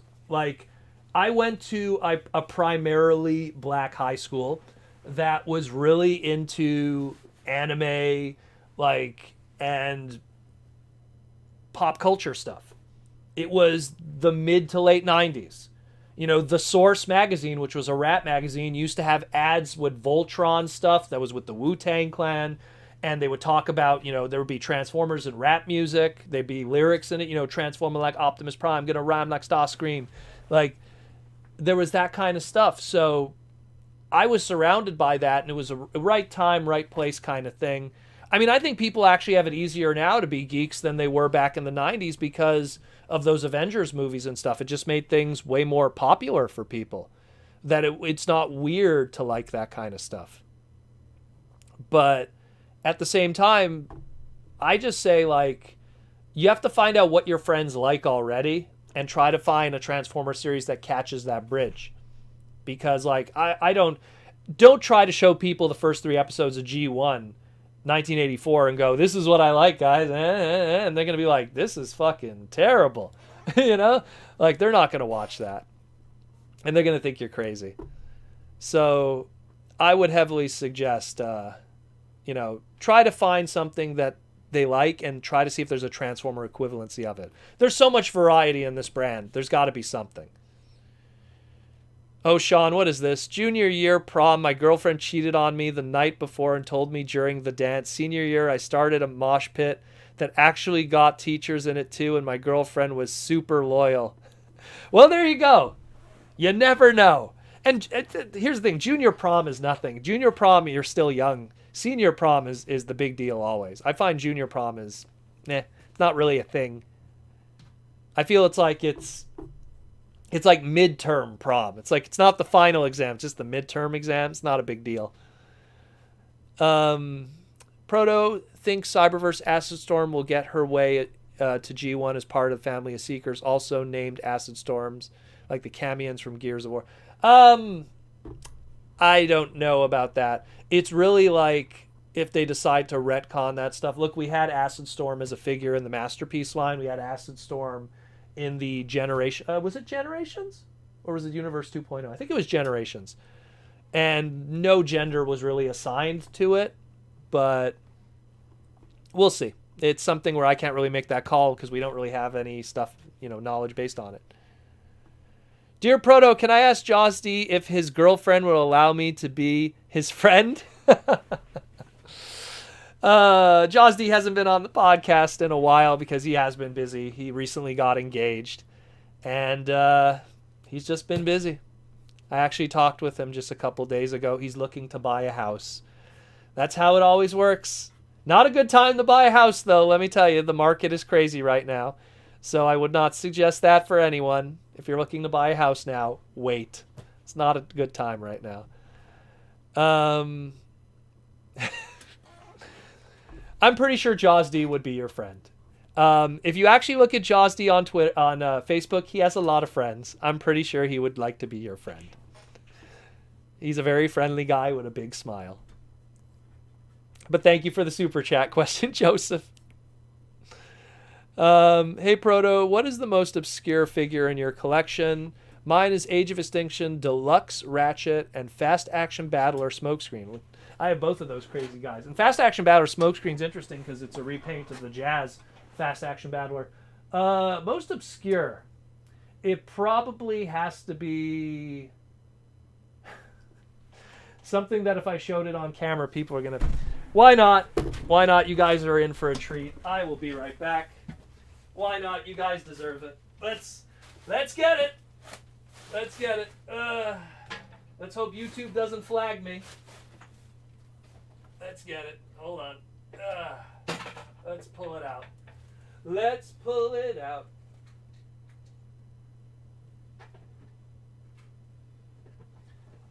Alrighty. Everything's going to fall over, but I don't care. There we go. So, everyone's familiar with Wonderfest or Wonder Festival. They do what's called one-day licenses, which are Takara will give people at this convention a one-day license where they could produce product of Transformer stuff and sell it at their table. So, I like to get this stuff because they're one-day license stuff. They're extremely tough to get. They're extremely rare, and when they're gone, they're gone. And they are really tough to get. So every Wonderfest, I try to get everything. The weird, the not weird, everything. And there's a lot of weird. There's a lot of weird. There's a lot of weird. This is Great Imitation G.I. Misha, the doll. Misha from Energon or Superlink. So this is a doll of Misha. Let me just put it together for you. And here she is. Now, it's just an articulated doll of Misha. But what's crazy about it is she has soft boobs that you could squeeze on it. It's a weird figure. It's a doll of Misha. It's the only technically semi-official figure of her because it was a one-day license kind of thing. And it's typical Wonderfest style, which is gonna... Hey, anyone want to flag me on YouTube? Now's your chance, because that is some weird stuff. But I have a lot of those. I have a huge display of all the different Wonderfest stuff throughout the years. Some of them are like their garage kits, which are ridiculously expensive, which I can't build because they require a whole level of complexity that even I can't deal with. See here, like here, licensed by Takara, 2004, Wonder Festival. Extremely rare, this. Extremely rare.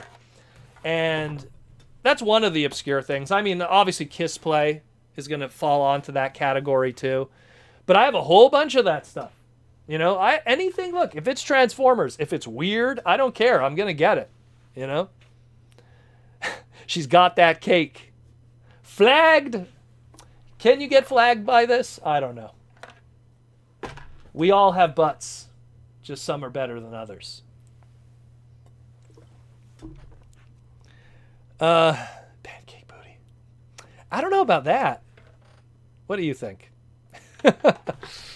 Why just why? Because it exists. It's Japan.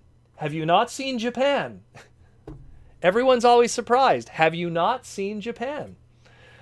But yeah, so, you know, I have that. They did a Minerva one, too. They did a whole bunch of little, like, rings and stuff. They did a whole bunch of different kits. I mean, this is, like, even before the days of, like, third party. Like, third party really came into itself in, like, 2006, 2007. So in those early days of Wonderfest, there was a lot of cool one-day licensed stuff that were really awesome.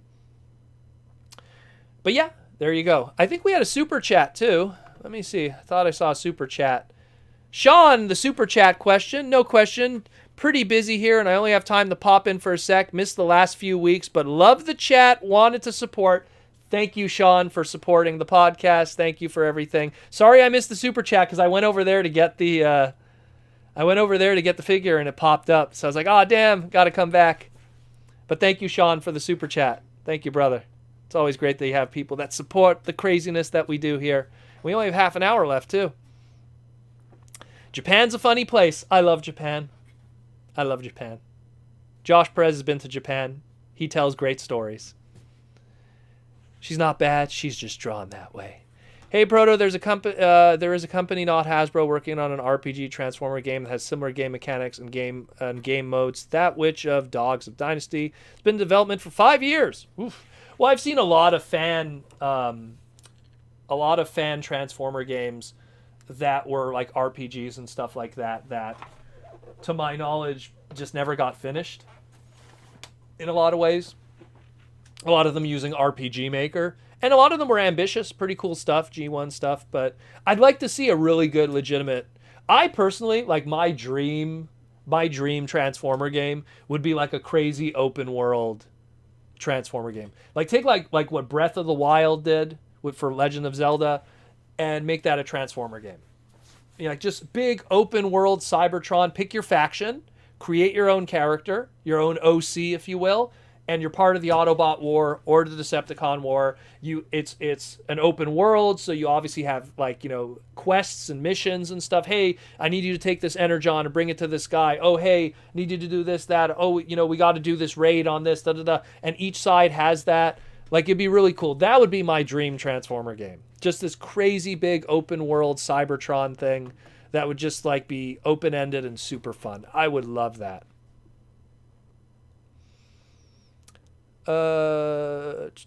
Where we at? Proto, do you think Misha's attire inspired season 3 Sari's outfit from anime? You'd have to ask Derek Wyatt that. I mean, they both wear yellow, but then one could argue, is Misha's attire, you know, pulling from like April O'Neil? You'd have to ask Derek Wyatt, though. That's really something that he would... Hey, Proto, what's your favorite fast action battler? I remember I had one that I really liked. I really liked fast action battler... Jetfire. That one was really good, to the point that it's so good that it's almost not a fast action battler. The only other one that I can mention is because he's probably the best version of that character still. Fast action battler Frenzy. Probably the best version of that character that transforms right now. Still is, oddly enough. But I'd have to say the Jetfire too from Revenge of the Fallen. That was a really good one. And they never did a repaint of him, which is kind of weird. Dear Proto, which Japanese Decepticon do you want to see the most in the TF animated art style? Who hasn't been done? Maybe some of those Victory guys. No? Wouldn't you like to see Deathsaurus? Wouldn't you like to see Hellbat? Some of those guys. Wouldn't you like to see... Who would be cool too? Volinger. Oh, from Transformers Zone. All of those combiners done, you know, in their reborn style with the capes and the crowns. You know? That'd be cool. Star Convoy. But mind you, that's not a Decepticon. That'd be cool too. I remember they did one of the activators has like the Star Convoy thing on the chest, the Optimus Prime one. Hey Proto, do you think Hasbro should do a series that fills in the gaps from G1 season 1 and 2 in the movie? Well, there's mangas that do that. There's the Sakamoto mangas. I don't think Hasbro is going to want to go back in time and focus on lore. It's just not their game anymore. It's easier to just reboot stuff and everything every couple of years. There's a role, like, I mean, Aaron Archer has talked about this with me in the past where, you know, there's like a rolling audience. There's new audience that come in and you can't just go, hey, remember what happened 4 years ago? As opposed to, hey, remember what happened 34 years ago? That's going to be a tough one. You could pull that off with movies when you don't have many movies and you can make people go, hey, Rocky 6 comes out, which was Rocky Balboa, and it's continuing the story that ended 25 years ago. Or like Tron Legacy, you know, continuing the story that ended in 1983. And you'd be surprised why those movies don't make blockbuster money. They do well, but they don't do crazy well. Because you do isolate a huge audience that feels obligated to have to watch something else in order to enjoy it. They can't just jump in. Protoman, will any of the non-released Diaclone, Microman, or other Japanese transforming triple changers, the Jet Heli, yeah, I know which one you're talking about, the blue one, will get the Generations treatment? I could see, you know what, like, during the John Warden era, I could see them, like, trying to be cute and, like, going, hey, like, there was this weird design, why don't we give it a throwback, you know? I could see that happening. We got 2 super chat questions, one after another. First, we got the... Eugene, I'm just going to say Xenomorph. Xenomorph wants to know, hey, Proto, did you hear about someone who made a yellow 3D printed mouth for HasLab Unicron's Planet Mode? Oh, you mean like the Maw thing? Someone did that? Isn't that thing a nightmare to open up, though, or am I wrong? Because it looks like there's a lot of pieces to that to open up. I guess that's cool. I mean, I'll be honest, I kind of got used to it. And it's not me trying to be biased to it. I mean, I'll be honest, I still don't think it's worth that $600. But, I mean, okay. I mean, if it looks cool, did they match the orange, I guess? And is it complicated to put in? That's my second question, because on that Unicron, that's the heaviest piece. Like, that piece of the Unicron, that's the heaviest piece, is that transformation. I hope it's not too expensive, because some 3D printing can be quite pricey. I always say if you want to get a Unicron upgrade set, you got to get Mikey and Louie's Unicron upgrade set. Check that out on Cybertron Surgery, which I don't have the slide, but check out Cybertron Surgery.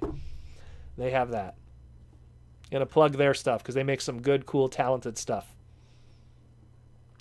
And then the second question comes from Joseph Ritter with the super chat. Joseph with the super chat. Do you think BotBots will encourage adoption of regular Transformers by women in the future, or will it remain a boy-centric? You know what? That's always been a very hotly debated question. I'm just going to say from what I always see, doing Transformer conventions twice, 3 times a year sometimes. Well, obviously not now because of how the world is, but the girls enjoy the fiction, the boys enjoy the fiction and the toys. This isn't a sexist thing. This is just my own personal findings. I find that women do buy toys, but in much smaller numbers. Much smaller numbers. Like, they'll buy more 1 or 2 characters they really enjoy, as opposed to guys that'll buy 50 figures a year, you know? And I just see that from... Look, I roomed with girls in the past, and I saw what was bought. And fiction, original art, commissions, autographs, that's scripts. That's more important to them. They rather put their money into that. And plush. Plush also. A lot of plush. Plush is very popular with them. Where action figures is more of the guy stuff. There must be some deep psychological explanation to it. You'd have to ask a psychiatrist, or something. But all I got to tell you, that's from my own personal experience. When you sit at James Roberts' table for 3 days straight, 8 hours a day, for 4 years in a row almost, you see what people buy. You see what people buy. You see what people are interested in. You see what they like. And it's a whole other story. Look, they do buy figures, but I think the numbers are way too different. Where are we at here? Hey Proto, what would you want to see in a new Primus figure? Something that's more accurate to how he looked in the Marvel comic books. Have him still have a transformation, maybe? No, that wouldn't be right. No, I would just want something to how he looks in the Marvel comics. But then he wouldn't have a transforming element. That's what would make it different. Hey Proto, are there legit leaks suggesting it's an open... hey Proto, there are legit leaks suggesting an open world game where there's character customization, faction choices is going to take place over Earth, gun control. I've heard all kinds of stuff. There was one, a Chinese company was working on... what was the name of the company? It was the people that also worked with Halo. They were going to be working on a Transformer game, and no information surfaced on that. It just kind of disappeared. So I don't know what's happening with that. I would have reported it for sure. Hey, Proto, did you watch the F1 qualifying today? Yes, I did. And unfortunately, it was also announced that the Canadian Formula 1 is canceled because of the Big V. So I'm very unhappy about that. I shouldn't be surprised. It was canceled last year, and the Formula 1 is in my city, and I always go to see it. You don't even have to pay to go to see it. You literally go on the Formula 1 island. Yes, we have an island for it. And you just sit there and enjoy the... Just enjoy the sounds. It's canceled again. Sucks. What about a Commander class repaint into Primus? I'm telling you, man, I am shocked that hasn't happened yet. I was expecting even, they would take the Energon, oh man, you can't see it though, but the Energon Rodimus and do it in Cybertron Primus colors, in the blues and everything. I'm surprised they didn't try to do a throwback. The only time we ever got that was the gold chrome one, which I have all the way in the corner there. The G1 gold chrome Rodimus, that's the only time we ever had one that was a Primus connection. I think we'll get something one day. One day we'll get something. It's bound to happen. With the sword and the shield and the fighting Unicron and everything. It'd be really cool.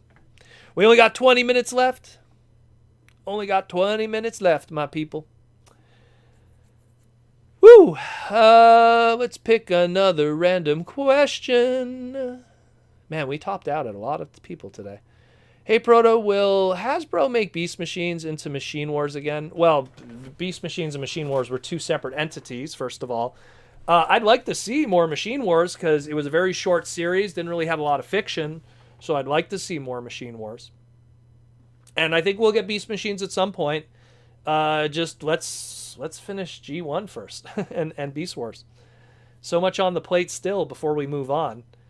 We have a super chat question from Collector Prime. Collector Prime wants to know, Proto, do you think we will get a new Primus for the upcoming line in the next couple of years? Well, the first problem with that, unfortunately to say, is unfortunately Primus's trademark expired. So that's the first problem that we have, is that, so because we don't have a Primus trademark, it's going to make it more difficult. And the fact that there's a music group called Primus, and I don't know how it's, maybe they'll call it Cybertron Primus and they could re-trademark it. So that's the first hurdle you got to get over. I would love it though. I want a new Primus. I have like every Primus toy that was made. I have the Transformer 2010 in the ugly colors. I have the original Cybertron one. You know, I have that weird G2 colored purple one. You know, I love Primus. I have obviously the Rodimus Gold one. I love that character. It's the god of the Transformers. But at the same, you know, I don't want to say him because it might be a spoiler. Someone in the IDW comics who's Primus. But at the same time, it's one of those things that if we do get another Primus, it doesn't have to be a big, crazy planet thing. Maybe it could be something more unique, more fun. Something a little more grounded, if you will. Because we did get a Primus figure, kinda, in Siege. Kinda. Spoiler. Let's see. Yeah, Primus scored South Park. That's true. Did they? They didn't do the movie, though, eh? They didn't do the movie. Do you think I should get Studio Series 86 Jazz? I also think Titan's Return Fortress Maximus had lights and sounds. Yeah, it's true. He did. You're right. You're right, brother. You're right. And so did Metroplex, I think. You're right. Crap, you're right. Yeah, okay. And yes, you should get Studio Series 86 Jazz. Two things. If you go on eBay right now, there's a guy that's selling fillers for the Jazz, for his arms, which don't affect the transformation. And there's another guy selling an upgrade kit for Studio Series 86 Jazz. I think he's from China, where he has a grappling hook and he has a shoulder cannon. So if you get those two sets, and they're pretty cheap on eBay right now, you'll have literally a perfect Jazz. I think it's a great Jazz. I like Jaws D constantly praises how amazing it is. He's like the biggest Jazz fan in the world. So if he says it's great, I'll take his word for it. You know, if he thinks it's the best Jazz figure, I'll take his word for it. And he pretty much has everything that's been Jazz. So, Proto, do you think the price for Kingdom spoiler pack will remain the same or increase? I think it'll increase. By the time that spoiler pack comes out, it's going to be the second half of 2021. And Hasbro already said they're going to be increasing the prices for the second half of 2021. So I'm going to say yes. I can't confirm it, but based on what Hasbro has said, it sounds like that is going to be the case. Unless that spoiler pack somehow comes out before like July or something. Which it could, technically, because that's when the Netflix series is supposed to come out. So maybe. We'll see. We'll see. Hey, Proto, what do you think about Hasbro releasing Pretenders as Commander class? Well, unless it's Thunderwing, based off of his Stormbringer storyline.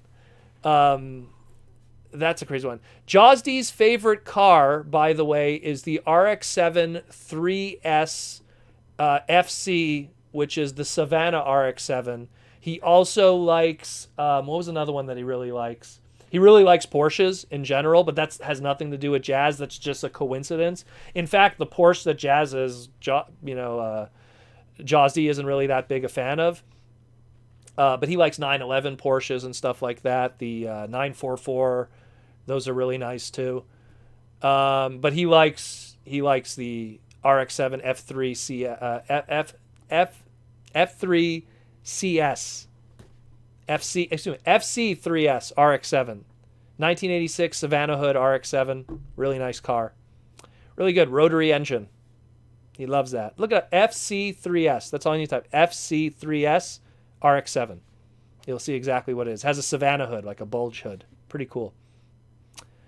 Hey Proto, do you think Hasbro will return back to the IDW continuity for transformable figures? Or is that just a line that will be left in model kits? I think Hasbro is going to be marching forward. I don't think they're going to want to look back too much. I think we'll have toys that might be inspired by those designs. But I think in general, I think we're going to be marching forward more than anything.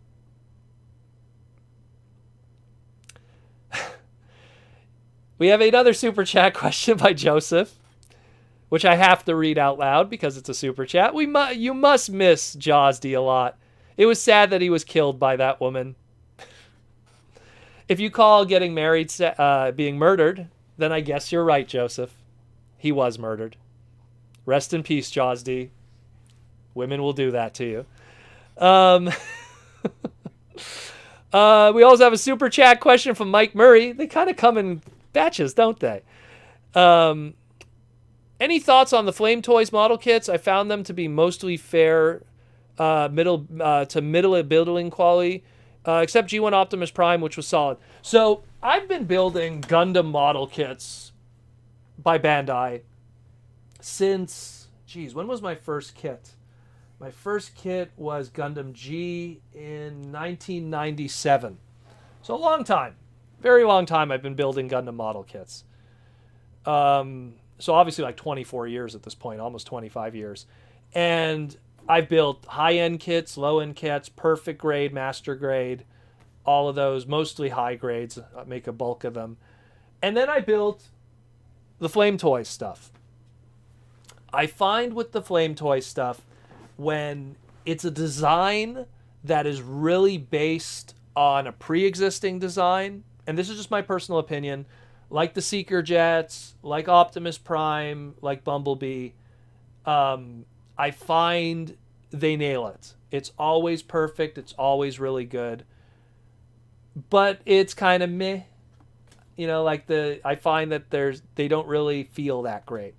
When it's original kind of designs, when they really go outside the box, like what that probably maybe the Windblade will be, they seem a lot better. They're okay. I think they're a little overpriced, in my opinion, compared to, let's say, their Gundam counterparts. That must be probably due to a licensing issue and stuff, which probably increases the price of them and the value. But overall, I think they're pretty good. I've built a lot of really bad model kits, let me tell you. There's some model kits that were just freaking terrible.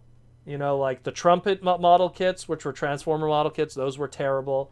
A lot of stuff by Monogram. Whew! Monogram, I know you've been around for years, but you guys got to step up your game, man. Like, I built a lot of model kits back in it, mostly car stuff and jets, but also built action figure-y kind of stuff. So they're good. They're good. I think the Optimus, like you mentioned, is very solid.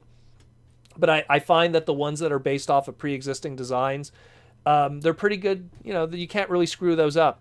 Especially like an Optimus. It's been done so many times, even from a non-transformable angle. There's just so much already. It's kind of cray-cray, you know? Let's take another one. We only have 13 minutes left, guys, so you might want to get the super chats in if you want them. Where we got here? Hey, Proto, who are the top 5 strongest characters in TF canon history? I'm going to go with, in no particular order, because that could kind of go, it could flip around. Star Saber, number 1. Why? He survived a supernova. He survived an exploding planet, and all he was just really beat up, and he survived it. Star Saber is freaking powerful. Like, he could kill Devastator like it's nothing. You know what I mean? Number 2, Diatlas. Kind of seeing a trend here, the later G1 Japanese stuff. Diatlas, super powerful, took out a whole bunch of combiners like nothing with his powered zone mode attack and then zone sword, killed Predaking like it was nothing. Let's go with, obviously, stuff like Star Convoy. Same thing. All those later G1 guys. If you take those guys out of the equation, right? If you take, let's say, anything from Master Force up, take it out, and we have Headmasters down, I'll go into 6-shot. City Formers are obviously very strong just due to their size, but 6-shot is a machine, man. 6-shot could kill people, no problem. So 6-shot is... I feel like 6-shot, if he wanted to kill Galvatron, he could have done it. There's certain dudes that just kind of walk to their own tune, and 6-shot's one of them. Who else that's kind of more of those smaller characters that are, Point Blank, those Target Masters in the Headmaster cartoon, they were played out to be pretty badass and pretty strong, good soldiers. Any of those guys that you feel like they could have been leader if they wanted, like if they could have taken leadership easily. But yeah, that's some of them. Again, it's really tough because the Japanese ones, like God Jinrai, like literally became Goku. He had like a Super Saiyan mode. He had his, Chogun power, which literally was throwing spirit bombs and Kamehamehas. Overlord, there's Overlord. Like any of that, Master Force up. Master Force, Victory, Zone, Battle Stars. All those guys got broken powerful. They got way too powerful. One of them was literally called, instead of Powered Masters, Powered Masters in Zone. It's like they got even more powerful. Where are we at here? Hey, Proto, has there been a Transform video game tournament before? I kind of ran one at TFCon. I did. I used to do competitions back. I used to do what was called the Mystery of Convoy Challenge, which we would do a thing where people would try to beat the first level. And if you beat the first level, the people who managed to beat the first level, they compete against each other if they could beat the second level. And if they can't beat the second level, it's who got the furthest. And we'd give out prizes. I did that 2 years. I did that once in Toronto and once in one of the TFCon USAs. I forget which one. There's footage of it on Twitter somewhere, because I know someone, like, they recorded it and they posted it on Twitter. But I used to do those back in the day, those little tournaments. I wanted to do one too with the Beast Wars fighting game, but I never got around to doing it. Favorite WRX generation? Probably 2005 Subaru Impreza WRX STI. I just love the way the headlights are. And it was also the year they won the World Championship, so that helps too. Probably my favorite one. Second favorite would have to be 1998, probably. And both of them done in Subaru Blue. Easily. I love my Subarus. Good car. Good car. Very expensive car. Not good. Not good for the secondary market. So I would not suggest people buying it. But a very good car. Not my favorite car, but still a very good car. Where are we at? Where are we at? Do you think the Nick show will be Beasts or Minicon? We don't know. There was information that was saying, like, it's going to be... the Transformers are with a family, and they're learning to fit in on Earth. And then hijinks ensue. So I don't know what's going to be the story with that. Dear Proto, Botanica versus Poison Ivy. Who would win? Well, that's assuming that Poison Ivy has control over plants. Then I think Botanica's in trouble. But otherwise, Botanica physically should be taller than Poison Ivy, so it's just a matter of, But if Poison Ivy can control plants, then Botanica's in trouble. What's your favorite car, though? Oh, that's a tough one. Really has to do with how I feel. I love old Japanese vintage cars, and it's why I love Q Transformers Jazz, because he actually used the first Transformer to turn into that. I love the AE86 Toyota Corolla. It was used in Initial D. Amazing car. I actually owned one at one point in my life, and it was an amazing vehicle. I love Porsches, specifically the 911 ones that have hard tops, specifically ones from the 80s, because I just love that style. Porsche 944s, I love those. I love Datsun Zs, specifically the Ladybird Zs, the Japanese ones, the second generation. Or the third generation, the 300ZX. They're amazing cars too, twin turbo. Very good. I love RX-7s, specifically the FD3S, which is the 90s, the late 90s models before those were discontinued. Before they started the RX-8, which is bleh, which was what Jazz turned into in alternators. Not a good car. That's why that one got discontinued quickly with those suicide doors. I like the Silvias, which never came out here in America. Those are really good cars too. So there's a lot. I can't pin it on one car because there's so many that it really has to do with my mood. You know, it really has to do with my mood. Like, you know, and that's the thing too. And that's like, we're not even talking about Formula One. We're not even talking about Le Mans. We're not even talking about some with those companies and those companies that I favor over others. Like, I'm not a Ferrari guy. I actually prefer Lamborghini more. I find Lamborghini has nicer cars than Ferrari.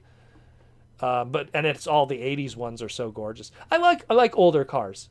I find new cars today, they're so obsessed with aerodynamics that they lose just the charm of how they look.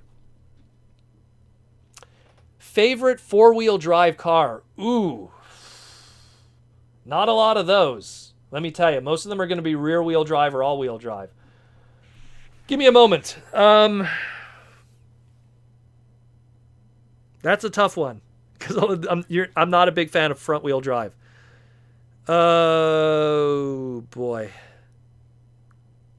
I don't know, man. CRX. Honda, maybe. Just because it's cute. I don't know. That's a tough one. I wouldn't have an answer for that.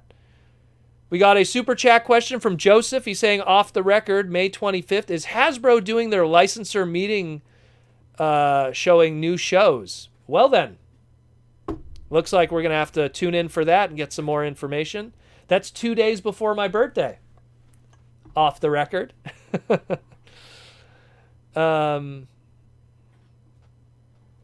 are we at? Actually, Josh Perez's birthday is coming up too. He's also born in May. Him and his bro, they were 1 day off from being Geminis. Isn't that ironic? Since they're twins. In case you didn't know what I was trying to get at. Hey, Proto, why isn't there Masterpiece Mirage out? I think it has to do with licensing with the Formula One company, with Ligier. I think that's the only reason. I think it's what's stopping it from happening. But when there is going to be a Masterpiece Mirage, that's a day one purchase for me. And then when they do a repaint, I'm buying 2 of them. Hey, Proto, what do you think of Protoform Optimus Prime from the 2007 toy line? I think it's amazing. And Aaron Archer designed that, and he designed it in a day. Actually, I think he designed it in less than a day. Aaron, are you still here? He actually talked about that. He designed that and the Starscream in 1 day. And I love those figures. They're really cool. I love them. I'm surprised they didn't repaint them more. They did like a weird repaint of them in the Japanese side of things, and that was it. I love those molds, both of them. The Starscream, not so much, because now GPS has settled in and absolutely destroyed it. But that's it. Do you believe in F1 Red Bull's second seat curse? No, I don't think so. I don't think there's such a thing as a curse in Formula One. I think there's politics. I think that there's team order, but I don't think there is a curse. As someone who did a lot of racing in my life, there's no such thing in sports. I don't believe in those things. Hasbro should get back to doing something with ROM. I would like that. I would like that a lot. I love ROM the Space Knight. Great comic book, too. Try to track down those old issues. We got 3 minutes left, people. 3 minutes left in the stream. Get all your questions in while you can, your super chat questions. Or Misha's gonna be sad. Oh my god, look. Ah! The head fell off. That's too bad. This is like the first time I've messed with this thing in probably 10 years. It's been sitting in my display forever. Has Hasbro stopped using GPS plastic? It's not that Hasbro has stopped using GPS plastic. It's Hasbro stopped using gold plastic that has shards of swirl to achieve that color that have bad long-term repercussions. And sadly, once in a while, stuff gets through that still has GPS once in a while. Stinkfist is back, yo. Stinkfist, we only got 2 minutes left, bro. Hey, Proto, any update with Hasbro reissuing Earthrise stuff from Pulse? They said, supposedly, according to their last stream that they did, they said they're going to be reissuing the cone heads 100% through Amazon because they didn't know how big the demand was going to be, so those are going to be reissued. And they didn't mention any others. Personally, I think they should do that Ironhide one too, just because I think that also like sold out in instance. I don't care either way for me personally, but I think like for the fans, that one would be another popular one too that would justify doing it. I mean, my favorite of all the Galaxy Odyssey collection was, you know, all those mini bot ones and stuff and all the Micromasters, but I just think that the Ironhide one would be better for the fans. You know, I think it was Ironhide and Prowl. Like, do that for the fans, man. Do that for the fans. Could you someday do live streams reacting to Fan First Friday things or stuff like that? See, you know what, though? In all honesty, I don't want to do that because when I'm actually watching the Fan First Fridays, I'm taking notes. Like, I'm like, oh. Like, no joke. I have, like, a little pad and paper here, you know, where I actually like take notes and I write stuff down. Oh, okay, you know, oh, that's okay. Oh, is that a homage to something? Okay, like that way when I do my segments, like literally a couple minutes afterwards, and then I upload them, they're as best as I can make them for you guys, so that the news is accurate. It's like, you know, the news comes out, it hits your eyes, and then I kind of filter it for everyone in a lot of ways. I don't like doing reaction stuff. Because you know what's gonna be? It's just gonna be me like this, going like, oh, okay. It's not gonna be me going like, yo, bro, didn't see that coming. Be sure to sign up for my Patreon, patreon.com/Protoman. Actually, that's a real thing, you know, like. But it's just like I don't know. I can't do that stuff. By the way, we're gonna go like 5 minutes more because we actually started later today. So I just realized now I'm looking at my time slot and I'm like, oh, like we'll have 5 more minutes. 5 more minutes for you guys. I can take 5 more minutes of questions. Proto, we need a Marvel Legends Death Head and Marvel ROM. Well, we got a Marvel 3-inch Legends Death Head, and I have that in my display. I was so happy to get that. So happy. And what was crazy about that was that one didn't sell well. Like, for years, like, I was like, oh my god, if they do a Death Heads figure, it'll be so amazing, it'll sell so well, because the Transformer fans will buy it up, and it'll only be like, you know, 2 per case.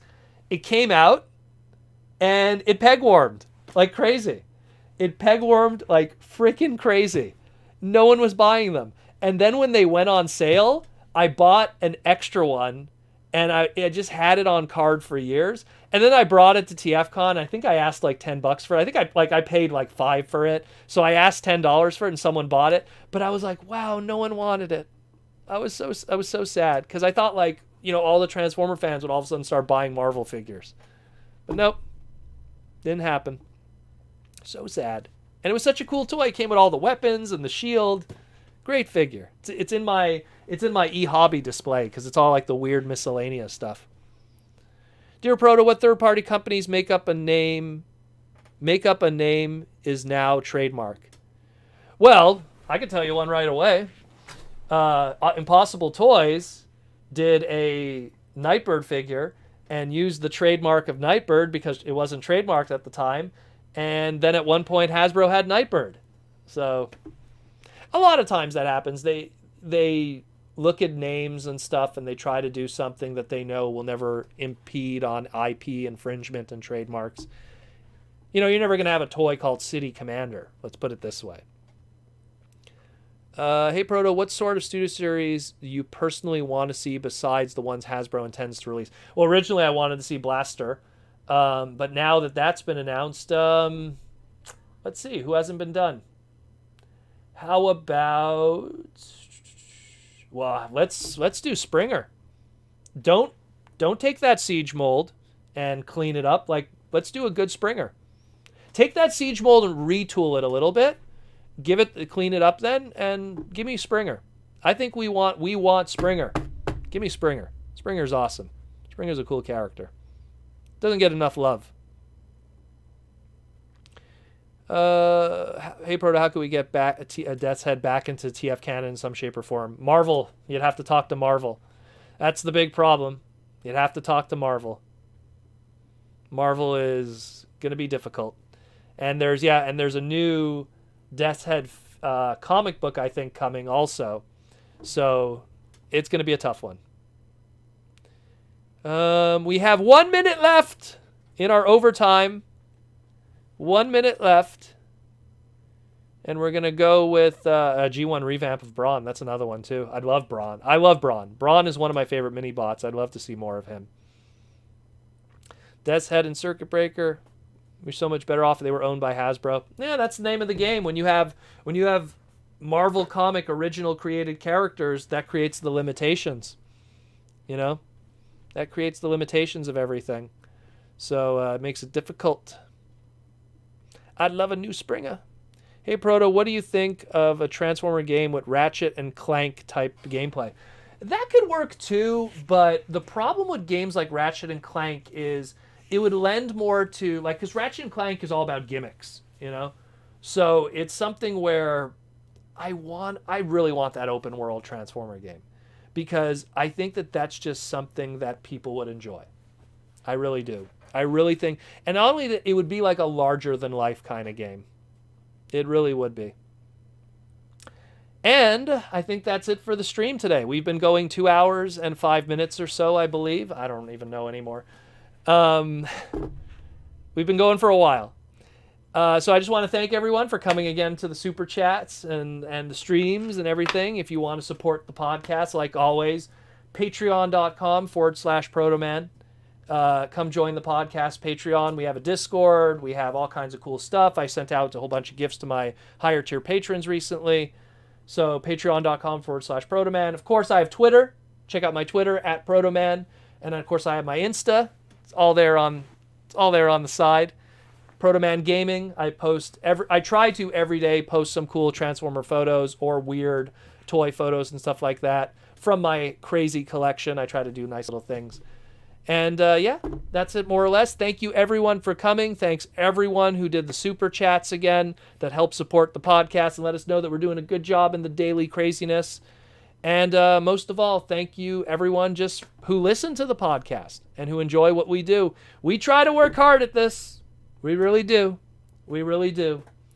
All of this stuff that's up here that's not wasting away, I hope. And hopefully more will be coming in the future. Hopefully more. We'll get some more news. So once again, guys, thank you. And Misha says thank you. As she just lost her head. Wow, that's a way to go. Roll out.